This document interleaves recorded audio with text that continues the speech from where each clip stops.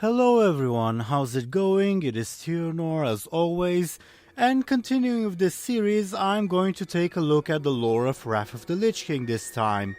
As a reminder, this video is basically a very opinionated look at 5 things I dislike about the lore of an expansion and 5 things I like about it, in addition to a small discussion on what I think of the overall direction of the story of said expansion. Now, to reiterate some things, this is just my opinion, you are free to disagree. I will only address the in-game lore, not expanded universe works, which took place in the timeline of the expansion. Those 5 things I like and the 5 I dislike are not the only things I like or dislike about the expansion. It's just sort of an artificial limitation making me narrow my choices. And also the things I will mention are not in any particular order, so it won't be leading up to the thing I dislike or like most, for instance.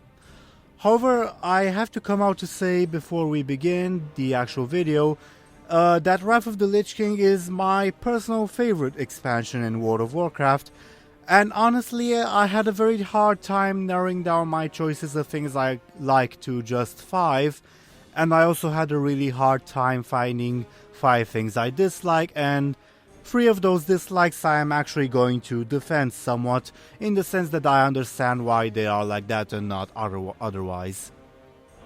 Following a suggestion from Nick D in the comments of the previous video, I decided to change a little of the structure and go 1 thing I dislike, 1 thing I like, 1 thing I dislike, 1 I like, and so on. But as always, I will begin by talking a little about the general direction of the expansion story.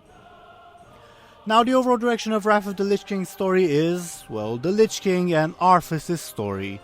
This is in many ways the first expansion to achieve a compromise between the World of Warcraft sandbox approach I talked about on the previous videos and having a focused story, so you still have other threats and such in Northrend, but you know the Lich King still looms over there. Even arguably the biggest side story in Wrath of the Lich King, namely Storm Peak, Ulduar, Yogg-Saron, and all those, had connections with the Lich King storyline, which were, in my opinion, very well done and felt natural, unlike some of the Burning Legion and Illidan connections in Burning Crusade, which felt somewhat less successful in my mind. And perhaps the thing that I like most is that, after building up to the end of the expansion and finishing the story of Arthas, it then dropped another raid, the Ruby Sanctum, which helped set up Cataclysm, and unlike Sunwell Plateau, which Blizzard themselves admitted that it in a way stole the spotlight from Illidan, the supposed villain of Burning Crusade, Ruby Sanctum did not do that, serving as foreshadowing. And this brings us to the first thing I like about this expansion, namely the foreshadowing of Cataclysm and the Black Dragonflight questlines. I honestly believe that Cataclysm was the expansion which received the best setup out of all of World of Warcraft's expansions so far.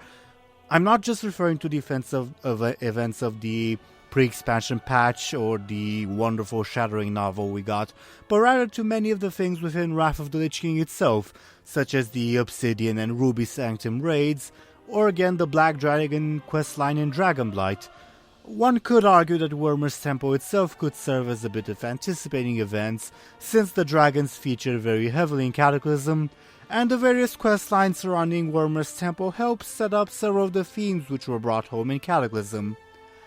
Speaking of dragons, the first thing I dislike was the way they handled Malygos' motivations in the game. Now, don't get me wrong, I do like the storyline of the Blue Dragons had in this expansion, but their motivations, while explained in the expanded universe, namely in the Shadowing comics, or the Mage comic, are not really addressed properly in the game. I know a ton of people who have not read the comics who think Malygos did what he did because he was still insane after Deathwing betrayed him in the War of the Ancients, when that's not the case. Malygos was cured of his sanity in the Shadowing comic, and did what he did out of a genuine belief, which he reached after time spent studying the situation carefully, that the world would be better off from his actions. Again, my problem is not with that story thread, but that it was not explained well at all in Wrath of the Lich King.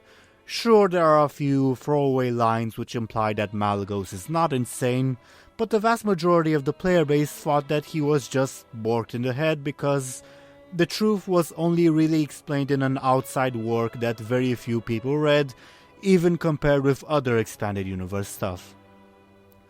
Now, moving on, the next thing I really like is the storyline of the Death Knights, most notably in their starting area, which is still one of my favorite experiences in World of Warcraft, although it is starting to show its age in terms of game mechanics.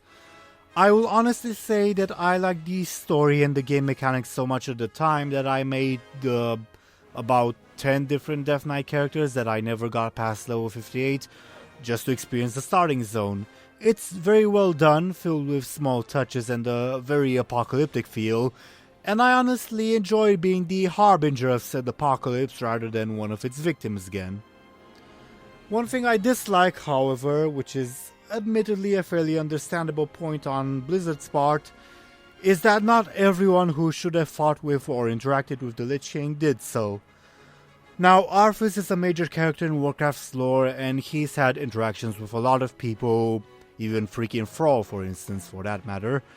But in Wrath of the Lich King and in Icecrown Citadel itself, he only really interacts with a handful of people, when I would have liked him to talk, say, with Muradin or with Mal'Ganis. However, I understand why they didn't have a massive class reunion sort of thing atop Arthas' corpse or something, because really there's way too many characters that he would have had to interact with to make it feasible, and if Blizzard tried, I imagine it would be kind of ridiculous in the end. And speaking of which, the next thing I like is that they did not redeem Arthas or turn him to the good side at the end. I was honestly afraid in the months leading up to Icecrown Citadel's release that since he was such a popular character, they would find a way to just turn him good and become a good guy and fight on our side forever, and I'm glad they killed him since it brings that particular story to its wonderful end, though I'm honestly not sure if they would have taken the same approach if the expansion would have been released now. Arthas has often been compared in a fairly valid manner with Anakin Skywalker of Star Wars, so just imagine if at the end of episode 6 Darth Vader would have kept living instead of sacrificing himself. That would lessen the impact somewhat of his turning back to good. Now obviously the situation is not the same with Arthas, but comparisons are still valid. Now, in regards to poorly finished stories, I'd have to mention as a dislike Blood Queen Lanafil. She was, in my opinion, one of the more interesting secondary characters of Wrath of the Lich King, and she had a tragic backstory that we found out in the game. However, aside from the Quel'Dalar questline, she doesn't really appear much or have a satisfying end to her storyline. Now, I'm not talking about the redemption story or having a raid dedicated to her or whatever, but rather a few quests or just some acknowledgement in the raid that say, for example, that tank is wielding Quel'Dalar, she's going to say something about that. The next thing I like was all the stuff about the Titan Forged. Namely, that in this expansion we found out so much about the origins of the various races of Azeroth, we found out about the Titans and the Old Gods, all of which was fairly fascinating and, in my opinion, fairly well done. Moving on, the next thing I dislike is that we didn't really get to explore Azjol-Nerub in this expansion. Azjol-Nerub was supposed to be this massive kingdom spanning almost the entirety of underground Northrend, but we got to see extremely little of it in the game. Now again, this is somewhat understandable because, well, Azjol-Nerub is freaking immense. It would have been an immense challenge on the developers to basically double the size of the world they were building, but it's still a little disappointing IMO. Now the final thing on this like list, and yes, we are going to finish with a dislike since this video has still been overall very positive of the expansion, is the storyline of the Scarlet Crusade and more specifically the Scarlet Onslaught. I found them to be a very cool and natural development of the Scarlet storyline, especially going from what happened in the Death Knight starting zone, with lots of hidden stuff, hidden clues, and very cool overall stuff. Most notably, I like that they were an even more extreme version of the Scarlet Crusade. I like the involvement of Mal'Ganis, which I thought was very well done, and the Raven Priests, which I thought was an interesting form of magic unique to them, albeit not quite perhaps explored as much as it could have been. And the final thing I dislike, which is admittedly fairly minor, is holding the Argent tournament in Icecrown. This admittedly makes little sense as it just opens up the tournament to attacks from the Scourge, which actually happened, so there.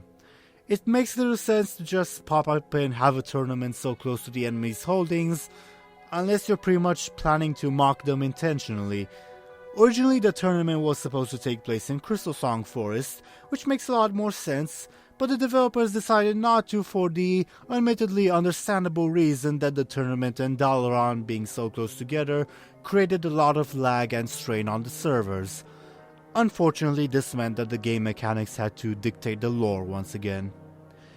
So, I suppose this is the end of this particular video. Leave any thoughts in the comments below, especially in regards to this new structure of the video, and I'll see you all later. Farewell.